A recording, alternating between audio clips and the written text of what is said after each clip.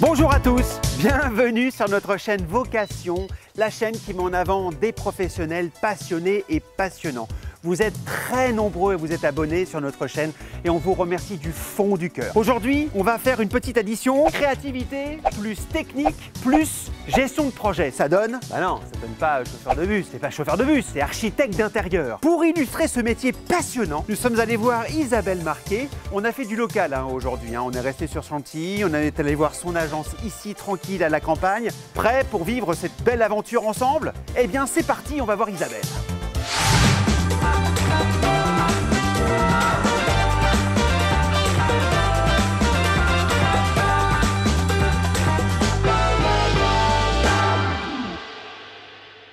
Et ben voilà, je vous présente Isabelle, le personnage dont je vous parlais tout à l'heure.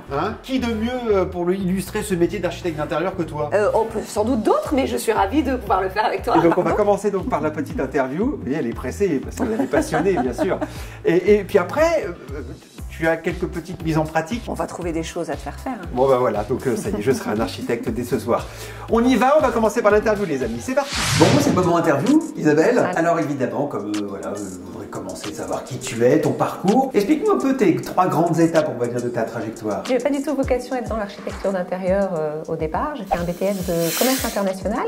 Ouais. Je suis partie travailler à New York d'abord, pendant quelques années. Ensuite, en rentrant, j'ai travaillé dans une maison de couture. Et sur le tard, je me suis intéressée à l'architecture d'intérieur d'un peu plus près. Donc c'est une reconversion professionnelle pour toi? Non, j'avais une sensibilité quand même, c'est quelque chose que je pense que je portais en moi depuis très longtemps. D'accord. Et puis c'était une autre époque aussi, je pense que le métier n'était pas aussi répandu, aussi connu. Donc tu avais ton BTS commerce international, tu voulais faire quoi à l'époque? Tu te projetais dans un métier particulier ou tu n'avais rien de spécifique? Pas grand chose. J'étais déjà intéressée par l'architecture d'intérieur, mais c'était beaucoup plus compliqué à l'époque. Il y avait moins de formation, etc. Et puis la pression familiale a fait qu'il fallait avoir un vrai métier. Ça c'est intéressant. L'architecture d'intérieur n'était pas forcément considérée ça c'est intéressant, comme la légende du vrai métier. Alors voilà. du coup pour ta famille, le vrai métier c'était quoi? C'était plutôt dans le commerce, oui, c'est ça. Commerce international ou des choses un peu plus concrètes que... Donc ils pensaient que ce métier ne te permettrait pas d'en vivre? De vivre, exactement. C'est ça l'idée? Oui. Ok. Alors c'était quoi l'événement déclencheur? Qu'est-ce qui t'a permis de basculer dans cette nouvelle aventure? Je me suis réinstallée avec mon nouveau mari qui m'a missionnée pour rénover toute la maison et qui lui m'a poussée, m'a accompagnée et m'a dit mais t'es faite pour ça, et c'est ça qu'il faut que tu fasses, t'as un don. Donc c'est l'amour. Et voilà. L'amour a suscité en toi de la créativité. Exactement. Ensuite tu t'es lancée, tu as fait des formations? Une formation sur AutoCAD qui était l'outil indispensable pour moi pour pouvoir réaliser des plans d'un bâtiment existant. En fait, on en a parlé au téléphone quand on a préparé le tournage. J'ai fait AutoCAD, mais en 94, donc il a évolué. Certainement, oui, parce qu'on est à la version 2021, a priori, aujourd'hui. Bon, sachez quand même que les formations en initiale, vous partez sur 5 bonnes années, que ce soit clair. Il y a même des spécialisations. Et en formation continue, vous pouvez avoir sur une année une formation pour être assistant architecte d'intérieur. Alors, il y a plein de formations. Le Greta fait ça, MJM, une école très intéressante, fait ça aussi, et plein d'autres. Comment toi, tu as pu réussir à tisser une carrière comme la tienne en ne faisant que 15 jours de formation? Alors d'abord, je me suis intéressée à un cabinet déjà existant, avec des gens qui souhaitaient arrêter le métier puisqu'ils s'approchaient de la retraite. Et donc j'ai été en binôme avec eux pendant quelques années. Est-ce qu'on peut dire clairement que tu as rencontré des maîtres? Est-ce que c'est des gens qui t'ont transmis vraiment tout leur savoir? Tout à fait, oui. Tu as senti la différence?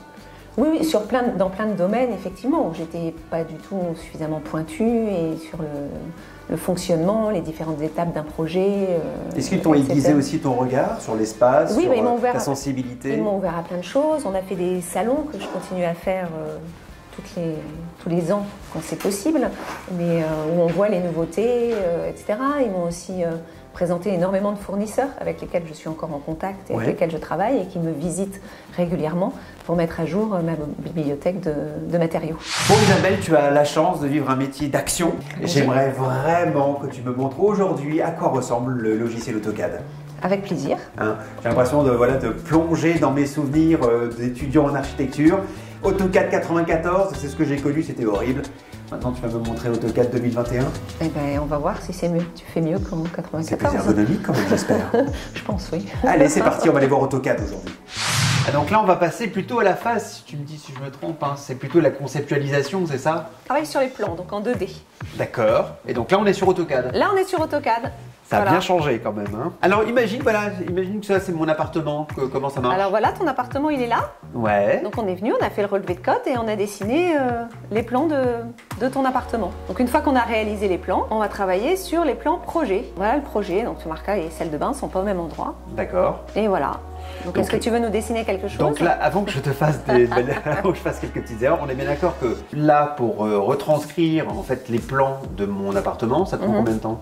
Via AutoCAD. Alors ça dépend évidemment de la taille de ton appartement. Non mais là, comme ça, 1500 mètres carrés.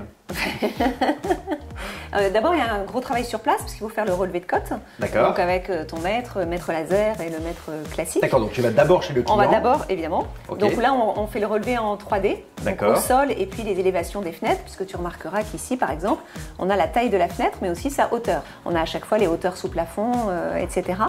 Donc ça, il faut une petite journée. Et ensuite, pour le retranscrire, il faut une autre petite journée. Alors là, on voit bien la différence entre les deux plans, le avant et l'après. Oui. Chose importante quand même, que ce soit clair, la différence entre décorateur et architecte d'intérieur, c'est que là, vous voyez, elle a fait péter des cloisons. Le décorateur ne pète pas de cloisons. On est bien d'accord. Je suis d'accord. Voilà. Et on pète même, comme tu dis, des murs porteurs quelquefois. Voilà. On est d'accord. Mais c'est ça la grande distinction entre le décorateur et l'architecte d'intérieur. Quand même, c'est quand même là, c'est ce que je dis à ma clientèle, tu me dis ce que tu en penses. C'est que l'architecte d'intérieur, évidemment, peut faire beaucoup plus de choses. Il aménage l'espace, il peut construire, casser, etc. Là, par exemple, sur le plan là qu'on a sous les yeux, est-ce que tu penses qu'avec ce travail, tu vas valoriser son bien? Oui, tout à fait. D'accord. Sans avoir passé encore sur la partie déco, justement. Juste là, sur l'aménagement de l'espace, tu lui valorises son bien? Oui, là, on a créé une suite parentale. C'est toi qui es force de proposition ou le client, déjà, t'a établi son cahier des charges, ses besoins, ses envies? Vous voulez effectivement déplacer la cuisine qui était ici à la place de la salle de bain au départ. Et on lui a recommandé de la mettre près de la terrasse. Il n'était pas du tout pour au départ. Donc, on a réalisé des plans avec ce qu'il nous a demandé, plusieurs propositions. Et on est allé un peu plus loin en disant, bah voilà, si c'était chez nous, voilà ce qu'on préconise, voilà ce qu'on pense être le mieux. Et il a fini par adhérer à notre proposition. Vous voyez, c'est créatif dès le début. Tout à fait. Hein, dès le départ du travail, on est déjà dans de la créativité. Une fois que tu as fait Une fois que le plan est définitif, on fait des vues 3D pour que le client arrive à se projeter. Alors là, des 3D blanches. Pourquoi on les appelle 3D blanches? Parce qu'on ne met pas de couleur dedans. D'accord. Elles sont toutes blanches. D'accord. Vous n'êtes pas si créatif que ça finalement. On passe par plusieurs étapes. D'accord. Et c'est toujours toi qui fais cette version-là? Non, alors moi je fais pas les 3D, c'est Florian.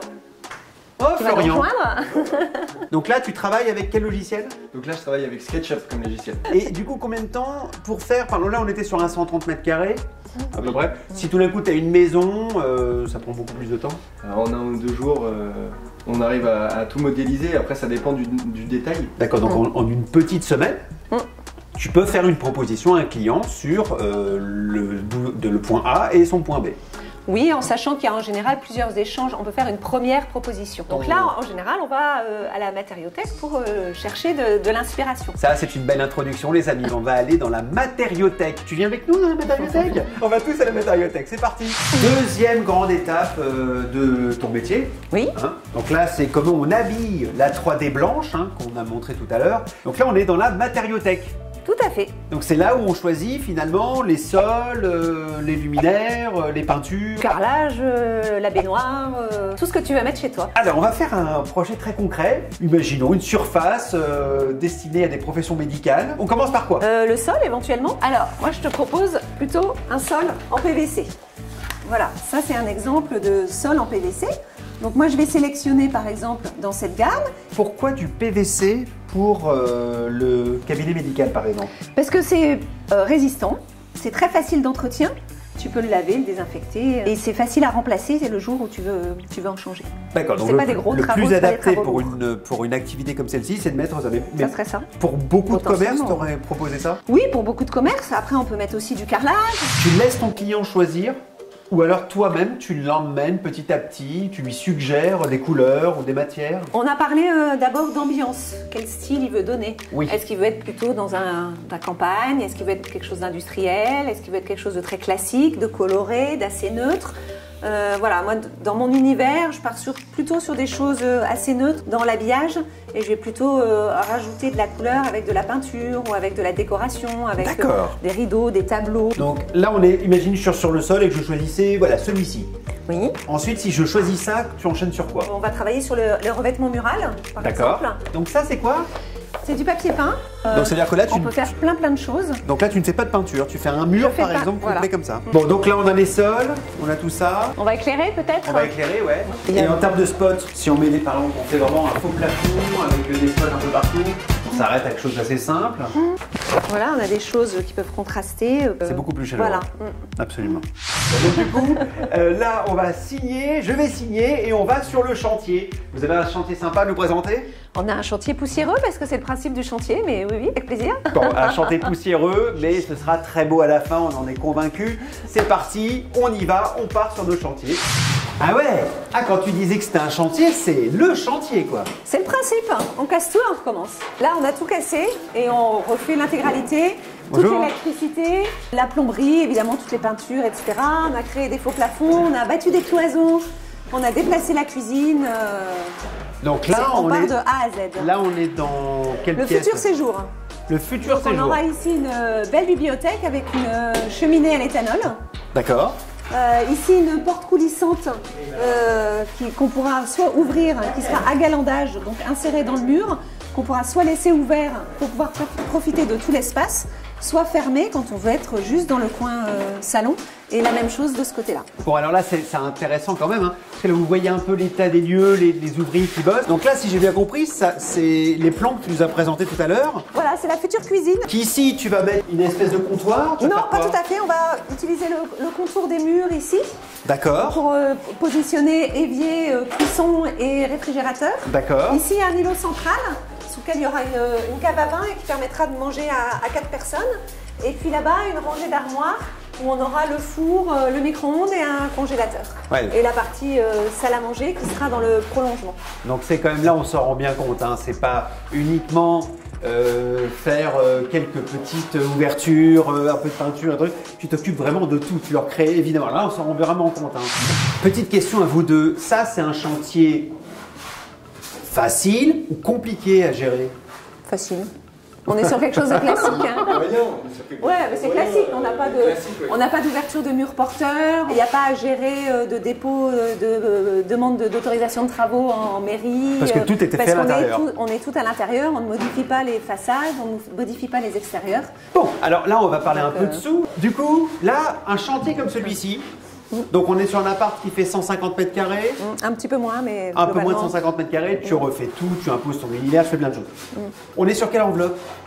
Il faut compter entre 1200 et 1500 euros du mètre carré. On travaille au mètre carré parce qu'après, évidemment, ça peut changer énormément. Si tu mets un carrelage à 40 euros en fourniture ou si tu mets un carrelage à 150 euros, on va passer du simple au triple, c'est mathématique. Donc il faut compter pour un appartement comme celui-ci une enveloppe d'environ 180 000 euros pour pouvoir le refaire entièrement avec goût, de manière très contemporaine et où il ne manque rien. Tu vas jusqu'à la lampe, jusqu'au tapis, on l'a dit tout à l'heure. C'est pas compris dans le budget. Mais le tapis n'est pas compris. Coupé. Le tapis n'est pas compris dans le budget. Le mobilier, on le propose, mais c'est pas compris dans le budget travaux. Après, c'est de l'ameublement. D'accord. Ok, très bien. Bon, ça, maintenant, puisqu'on a parlé du budget de ce produit, on va parler un peu de sous, ça vous gêne pas tous les deux? Non, pas de problème. D'accord. Je vais m'intéresser d'abord à ce monsieur, ne m'en veux pas. Tu savais, toi déjà, que quand tu allais commencer ce métier, tu allais gagner entre 1500 et 2000 euros par mois? Oui, dans ces eaux-là. D'accord. Ça n'a pas été du tout pour toi rédhibitoire, tu t'es pas dit? Non, non, parce que c'est pas. Je le fais pas pour l'argent et pour le salaire.